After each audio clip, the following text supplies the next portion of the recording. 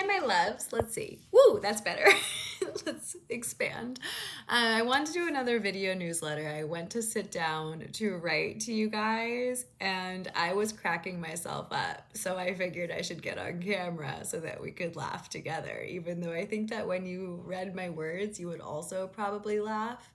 But maybe I'll just be funny, or maybe I won't. I don't know. Maybe you won't laugh at all and you'll be like, who is this weird girl talking to me again? I don't know. It's just me. So we made it through the first week of March. That's something to be extremely proud of. And we are now in the second week. We're doing it one step at a time, my loves. We're going to get there. And I know that the energy of March is quite intense and chaotic for multiple reasons, astrologically, and just like being an intuitive baby that I am, I'm really feeling the intensity of it all. And I often feel things slightly before the collective, like 2, 3, 4 days before people start to feel it on a greater level. So what I want to share is that we're obviously entering into eclipse season. There are highs, there are lows. The one thing that we can be sure of is change. The only constant is change. And eclipses are a time where things can drop immediately into our lives, leave our lives. Things can completely turn itself upside down.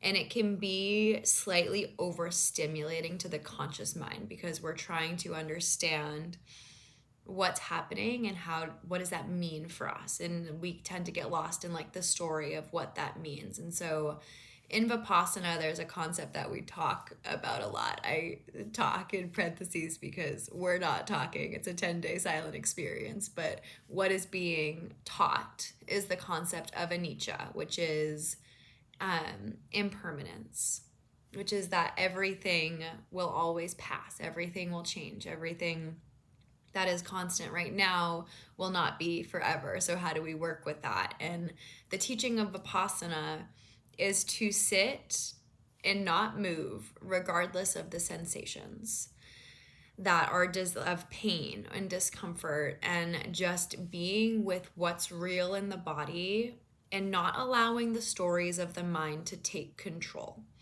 Because the second we label the sensation as meaning something, the second we give it meaning, the thought then has legs and like runs in a million different directions, and you begin to observe how we often think the same thought over and over and over again, and how our minds will obsess over things. And I witnessed that within myself this past weekend. I was like, I am literally having the same thought over and over and over again, probably for like 10 hours this weekend. I was like, you can only journal about something for so long, right? Before you start to look in the fucking journal and you're like, this is absolutely insane.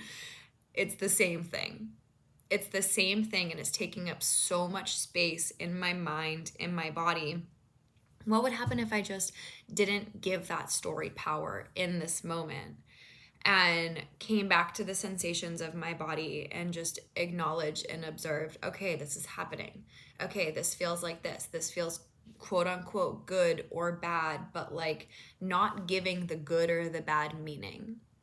Because we attach to feelings of pleasure, and we have an aversion to feelings of pain. And that's the main thing in Vipassana. It's coming back to pain and pleasure don't really mean anything for us. It doesn't have to mean something. We don't have to attach to it in this way, because when we experience pain and we create stories from it, that's where the suffering comes in. And so during this eclipse season, I bring in this teaching because eclipse is a time of change, and it can often be overstimulating to the sensations in our bodies because we feel a lot. So with all of the changes that can be happening in our lives, we have to ask ourselves, how can I come back to a sense of neutrality? How can I come back to the understanding of anicca, of everything is impermanent, of this sensation will pass. It will pass. It doesn't matter how long it takes, but it will. The only thing that we know is that it will go away. It will dissolve. And oftentimes we just have to bring presence and awareness to that thing without feeding into it. And there's a difference between feeding things energetically, like say you have a thought and you're like, oh, I need to journal about it. I need to journal about it. I need to journal about it. Like me this weekend, journaling for fucking 10 hours about the same shit, where it's like, stop. There's nothing I can do to change this thing in this moment. And so to constantly give my power over to it, that's what I mean by feeding into it. It's when there's a thought or something that you're in your current experience where you give your power over to the thing, as opposed to coming into the space of the witness and just acknowledging, this is what's real for me.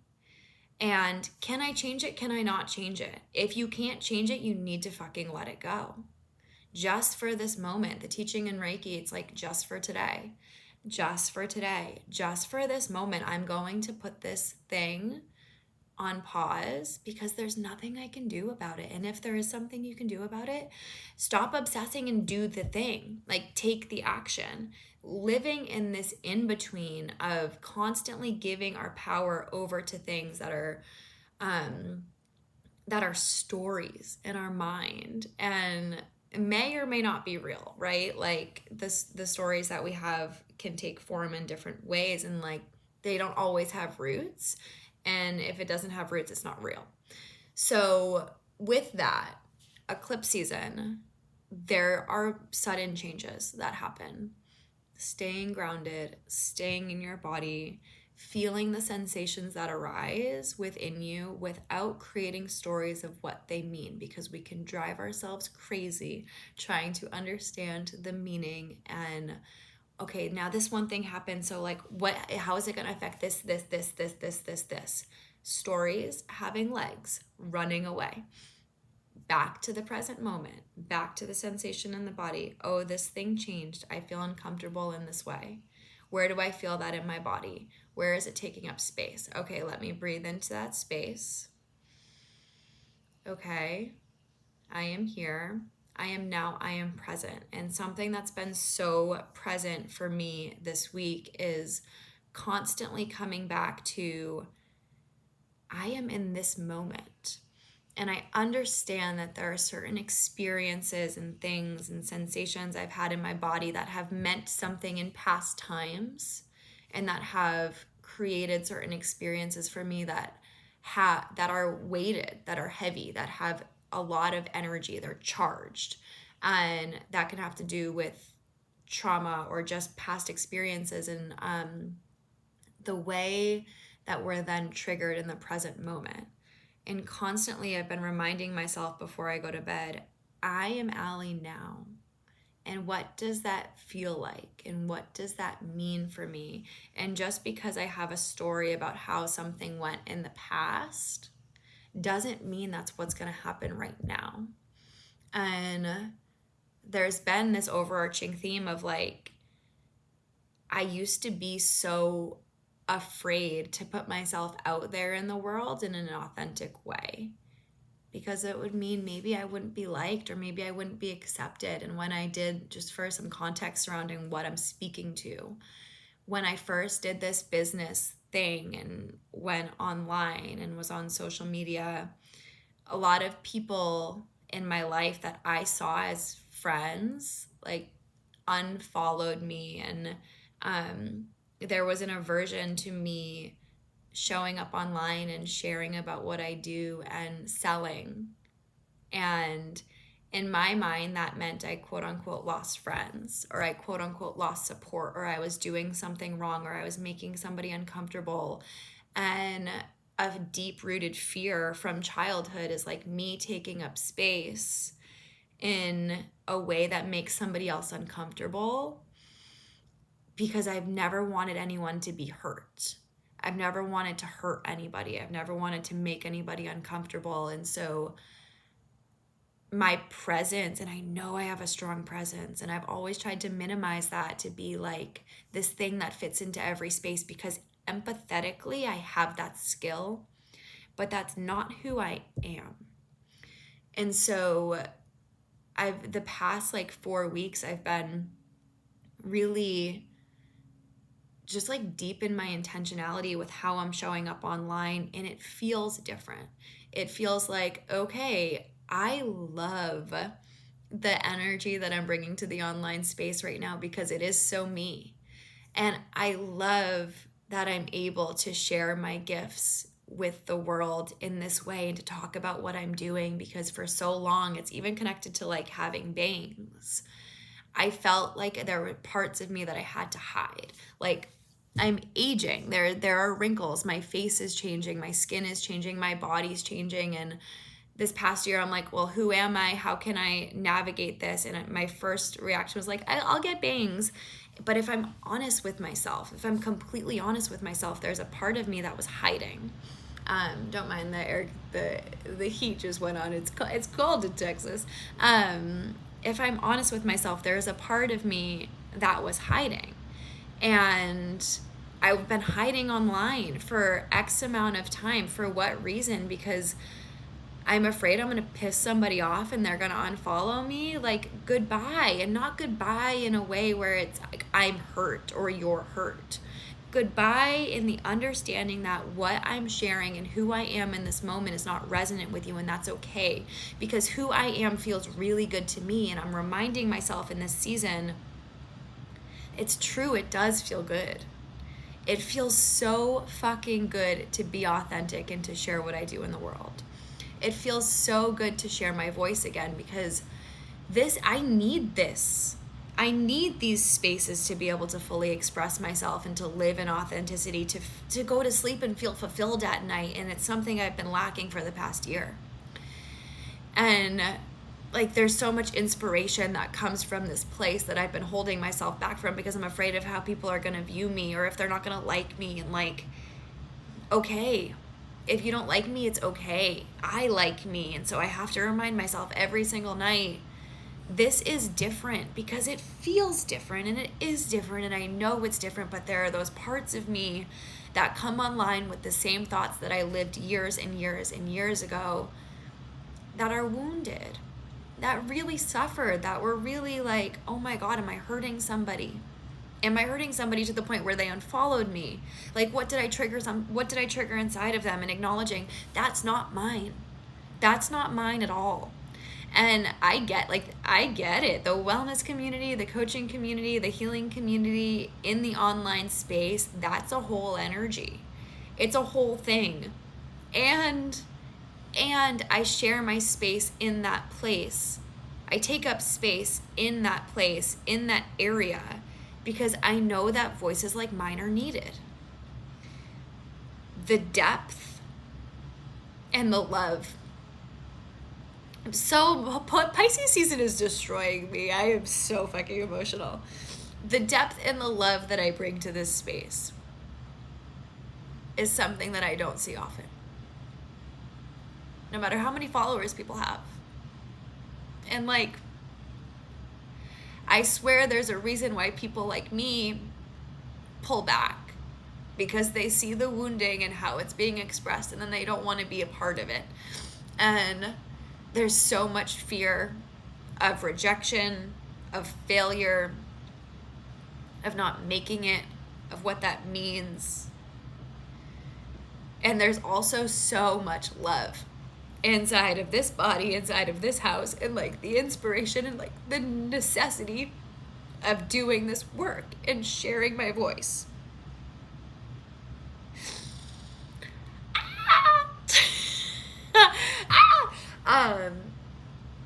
It's so important.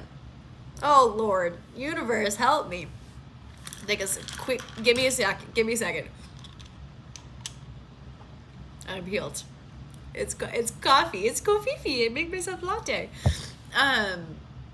It's just so important. So, anywho, that's the context of coming back to the present moment and remembering who I am now constantly. Because who I am now is so proud to share my voice. And when I post a fucking story on Instagram sharing a free community healing that me and Cesar are doing, I feel to the depths of my soul the necessity of that space. The necessity of healing being accessible. And from the love in which we create that space. And I'm so grateful for everyone in my life, especially there are a few people I want to just celebrate. One is Alec, who I did these community healing sessions with in Mexico, and everything was donation based. And for some of you, you know my journey in Mexico. I received the intuitive message like, I'm meant to give back to this land and I'm not meant to take money for it. And I felt that deep inside of my core. And I just wanted to be of service to the land and to the people for over a year. And my ego hated that. My ego hated that so much. And also, it was such an important point in my journey and my soul and disconnecting, like, in unintertwining, separating what I do and why I do it from money as a motivating factor. And service is so important. And trusting our intuition and creating spaces that are accessible to all beings is so important. And Alec reminded me of that every single day because he's so in touch with his why and he's so in touch with service. And Cisa reminds me of that also. And to create these spaces with Cisa is such a gift. Ugh. I also want to shout out to Rachel because doing this work with her has reminded me of my value in a way that I've never seen. And it's really special. Oh, Lord. I'm going to just blame everything on Pisces season. But yeah, so like those two factors working together of the importance of service and understanding my value and understanding my voice and my role in this space. And shout out to Milana, my breathwork teacher, because this is the practice where I get to experience my highest self and my intuition, and I'm always coming back to the truth of my being. And it's been necessary the past week of my life especially, but like since 2021 it's changed my life and changed the way I show up in the world, changed the way I see myself, because I'm able to see myself through the eyes of love. And I remember that love is always there no matter what it is that I'm feeling, and that's the core of who I am. And so all of these pieces being integrated into who I am now in the way that I'm showing up. This is not Allie from 2020. This is not Allie from years ago. This is a completely different person. And I love her. I love me in all my versions, but like, I'm just so proud of myself. I'm weeping. I'm literally weeping from the inside out on the internet. It's fine. Everything is fine. I'm just really, really proud of myself. And I love her. And I love this moment that I'm in now where I get to feel good about sharing my gifts and my skills and my magic with the world. So come back to the present moment, because who you are now is a different person than who you were 5 years ago. And even though it might feel the same in your body when you go to show up in a way that you did a few years ago, it's different. Even though it might feel the same in your body where maybe the external environment is showing you something that mirrors your experience from a few years ago and you're triggered. You are a different person now. You have different skills. You have different knowledge, wisdom, which I view as the understanding. I'm literally just leaking from it. Like, my nose, my eyes, all is well. Knowledge, wisdom is the intersection of knowledge and the knowingness of your highest self. The wisdom that you embody in this moment is different than the wisdom that you had 5 years ago. because it's lived. So if you can come back to this space of presence, your entire life will change. So when you're going through the shit of whatever, changes, sudden, boom, bam, boom, bada bing, bada boom, ba chicka chicka, whatever, come back to presence. Who am I now and how am I responding to this situation? Because something I learned in Vipassana is it's our response to the sensation that changes the outcome of the situation. It's the response to the sensation that changes the outcome of the situation. And what Vipassana is a practicing of not responding. You don't respond. You don't fucking move. You sit there for 10 days in silence, meditating for 11 hours a day. Your body is screaming at you. Everything hurts. And we have 3 times per day, 1 hour, a sitting of strong determination where you cannot move. Or it's recommended that you don't move. I mean, you can move, whatever. The men were farting on the other side of the hall. I was like, every single fucking time they're just farting. I'm like, what are you guys eating? Are we? Love them. I love men.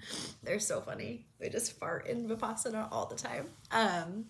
I found that to be the funniest thing of Vipassana. I was like, every single time in the sittings, the men's side, which are blocked off by a curtain, they're just farting, boom, boom, boom, pika chicka, boom, boom. Okay, anywho, not reacting. There is so much power in not reacting. So hold that. Hold that true. Hold that strong. My rant is over. Who you are now is what determines the entirety of the rest of your life. You could continue to react to situations in the way you did 5 years ago, but it did not work 5 years ago, and there's a reason for that. So change your fucking response and base it off of who you are now, and your life will change. And I promise you that. And when all of the sudden changes, whatever comes into your reality, or Mercury's in retrograde and Venus is in retrograde and it's eclipse season and we're ending at the astrological year, there's a lot of charge. Allow yourself to be new. Respond to the world as if you're new, because you are. Who are you now, and how are you deciding differently? Because when you decide differently and then you act from that place of empowerment in the present moment, you get to rewrite the outcome so that you're not living the same outcome that you were 5 years ago based on who you were 5 years ago. You're different. You are new. You are so much more powerful than you give yourself credit for. Okay, with that, free community healing session, me and Sisa, Saturday. Join us. Would love to have you. Would absolutely love to have you. Reiki 3 and 4 is now live. This is a big moment in my life. Very exciting. I cried a lot about it. In the best way, because this is what I want my life to be. And I realized that there are parts of me that were holding myself back from creating this entirety of the arc, right? You have Reiki 1 and 2, and then you have Reiki 3 and 4, which is the master training, which completes the thing where I am now teaching people how to teach other people about this work. And there had been the question in my mind of, am I good enough to do this? Yes, I am. Yes, I am. And here we are. We're doing it. So this is a big moment for me. I hope it's a big moment for everybody that does the course. It's 50% practices, 50% teachings. And I want you to understand who you are as a healer and allow that to be what runs your life. Me leaking. Okay. That's it. That's the end. And if you want to do, if you want to do Reiki 3 and 4, but you haven't done 1 and 2, you have this week to sign up. And because it's a 6-week course, and we're going to begin Reiki 3 and 4 in the end of April. Yep. Very excited. I love you all dearly. Join us on Saturday. It's going to be magical. I have no doubt. I love you, love you, love you. Mwah.